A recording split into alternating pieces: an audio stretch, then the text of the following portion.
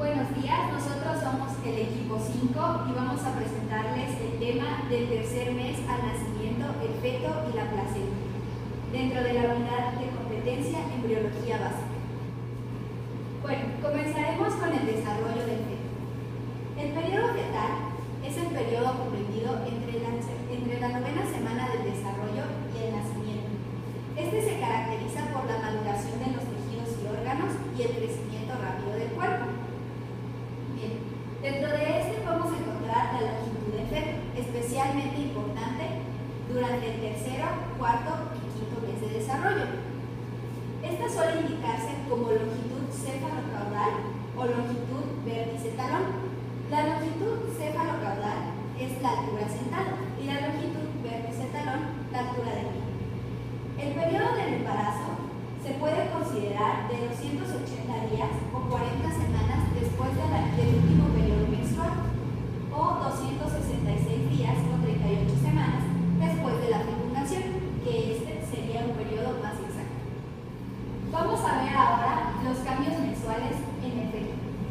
Uno de los cambios más espectaculares que podemos observar durante la vida fetal es la desaceleración del crecimiento de la cabeza en comparación con el resto del cuerpo.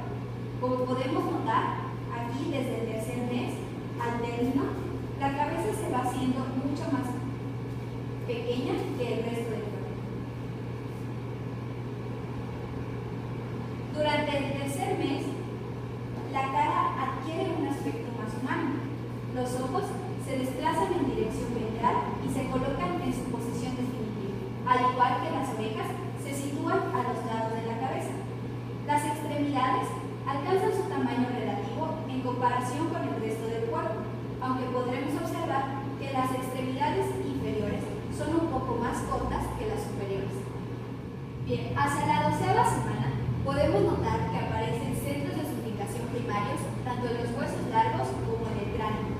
También se desarrollan los genitales externos a término de que nos dejan determinar mediante una ecografía el sexo del feto. Las haces intestinales, que durante la 6ª semana provocan hernias en el cordón umbilical, se retiran dentro de la cavidad abdominal. Bien, durante los meses cuarto y quinto, el feto se alarga rápidamente. En el cuarto mes podemos ver que mide 140 milímetros y durante el quinto, 190. Al final de la primera mitad de la vida intrauterina, la longitud cefalocaudal es de 15 centímetros. Su peso aumenta poco, 500 gramos al final de este quinto mes. El feto está cubierto por la nubo, que es un vello fino, como podemos ver acá, y el pelo de las cejas y la cabeza se hace visible. Durante la segunda mitad de la vida intrauterina, el peso aumenta considerablemente, sobre todo en los 2 últimos meses y medio. Se añade el 50% del peso a término, que sería de 3.200 gramos. Durante el sexto mes, la piel del feto se puede notar rojiza y arrugada. El aparato respiratorio y el nervioso no están diferenciados completamente y tampoco sus conexiones, por lo cual, cuando el feto nace de 6 meses, tiene pocas posibilidades de sobrevivir. Entre los 6 meses y medio y los 7 meses, tiene una longitud cefalocaudal de 25 centímetros y pesa aproximadamente 1.100 gramos. Durante los 2 últimos meses, el feto adquiere conductos redondeados y la piel está cubierta por una vermis gaseosa o ungüento sebáceo, como podemos notar en esta imagen. Bien, al final del 9º mes, el cráneo posee el mayor perímetro. Al momento del nacimiento, el peso normal es de 3.000 y 4.000 gramos. La longitud cefalocaudal se indica como 36 centímetros y la longitud vértice-talón como 50 centímetros. Los rasgos sexuales son pronunciados y los testículos deben estar en el receso. Bueno, ahora vamos a hablar sobre las membranas fetales y la placenta. La placenta es un órgano que va a facilitar el intercambio entre gases y nutrientes en las cavidades materna y fetal. Alrededor de la 9ª semana, la demanda de los nutrientes por parte del feto va a aumentar, con lo que se van a modificar las membranas fetales. Para empezar, tenemos cambios en el trofoblasto, que, bueno, el componente fetal de la placenta va a derivar del trofoblasto y el mesodermo extraembrionario. Al inicio del segundo mes, el trofoblasto se va a caracterizar por tener una gran cantidad de vellosidades secundarias y terciarias. Bueno, la superficie de estas vellosidades está formada por el sincitio. Son sobrecélulas citotrofoblásticas que a su vez cubren un núcleo de mesodermo vascular. Y la sangre materna va a proceder de la erosión de estos vasos maternos para liberar la sangre hacia los espacios intervellosos por un proceso denominado invasión endovascular.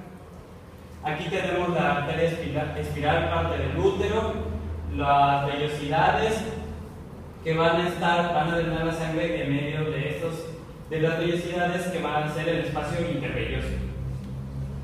Y bueno, durante los siguientes meses se desarrollan prolongaciones a partir de estas vellosidades troncales que se van a denominar vellosidades libres entre los espacios intervellosos.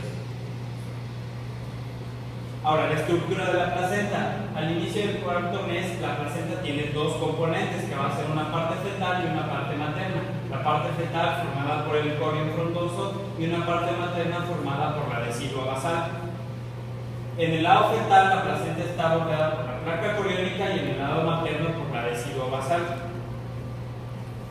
Bueno, ahora, aquí tendríamos la decidua basal y de este lado la placa coriónica, que sería el lado fetal. Ya durante el cuarto y quinto mes de desarrollo, la decidua forma tabiques deciduales que se proyectan hacia la placa coriónica sin que lleguen a tener contacto con esta. Estos tabiques van a dividir la placenta en distintos compartimentos, o también llamados cotiledones, que serían estas divisiones que vemos que van a estar dentro de la placenta. La placenta al término, decimos que cuando el embarazo llega al final, la placenta tiene una forma discoide, mide entre 15 y 25 centímetros de diámetro y 3 centímetros de grosor, y pesa entre 500 y 600 gramos. Bueno, ahora vamos a hablar de las membranas fetales en los gemelos. Antes que nada hay que mencionar que la frecuencia de las gestaciones múltiples ha aumentado sustancialmente en los últimos años. Esto debido principalmente a dos factores. El primero es la edad creciente a la que las mujeres están dando a luz. Y segundo, el uso cada vez mayor de tratamientos para la fecundidad, como son las técnicas de reproducción asistida. Tenemos principalmente los gemelos disigóticos, que son el resultado del desprendimiento simultáneo de dos ovocitos que van a ser fecundados por dos espermatozoides diferentes. Estos dos cigotos se van a implantar por separado en el útero, y cada uno generalmente se va a desarrollar en su propia placenta, un propio amnios y un propio saco coriónico. A veces las dos placentas se encuentran tan juntas que pueden llegar a fusionarse. Incluso en ocasiones los gemelos pueden presentar lo que se conoce como mosaicismo eritrocitario, que quiere decir que un mismo feto presenta diferentes tipos de glóbulos rojos. Y esto nos da una idea de cómo la unión es tan íntima que incluso se intercambian glóbulos rojos.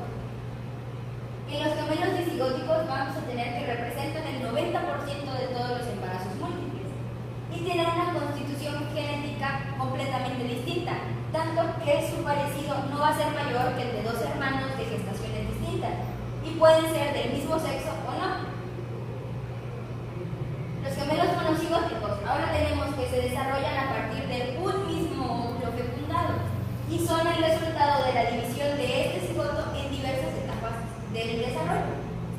Cuando la separación tiene lugar en la fase de dos células, que es la parte más temprana en la que se puede llevar a cabo esta separación, los blastocitos se van a implantar por separado y cada embrión va a crecer en su propia placenta y su propio saco coriónico. Cuando la división del cigoto tiene lugar en las primeras etapas del blastocisto, los embriones poseen una placenta y una cavidad coriónica comunes, pero cavidades amnióticas separadas, que es el proceso más común. Y hay casos poco frecuentes en los que la separación se lleva a cabo durante la etapa del disco germinativo bilaminar, justo antes de la aparición de la línea primitiva. En este caso, se va a formar una pareja que va a compartir una placenta, un saco coriónico y un mismo saco uterino.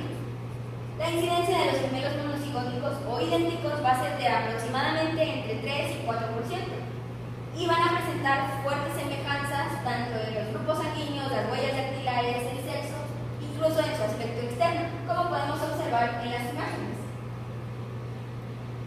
Bueno, ahora continuamos con lo que es el parto o el nacimiento. Durante las últimas 2 a 4 semanas del embarazo, el biometro uterino va a entrar en una fase de transición en la que se va a preparar para cuando se desencadene el parto. Esta fase va a terminar con un engrosamiento de la región superior del útero y un ablandamiento o adelgazamiento de la región inferior y del cuello uterino. El parto se va a dividir en 3 etapas o fases. La fase 1 es el borramiento o dilatación del cuello uterino, que va a estar provocada por las contracciones uterinas que van a empujar al saco amniótico contra la pared del conducto cervical. Esta fase va a terminar cuando el cuello uterino se encuentre dilatado completamente. Después tenemos la fase 2, que es el nacimiento del feto. Aquí la fuerza más importante la va a proporcionar el aumento de la presión de la cavidad intraabdominal por medio de las contracciones de los músculos abdominales, pero también van a influir las contracciones uterinas. Y por último tenemos la etapa 3, que es la expulsión de la placenta y de las membranas fetales. En esta fase se va a requerir de contracciones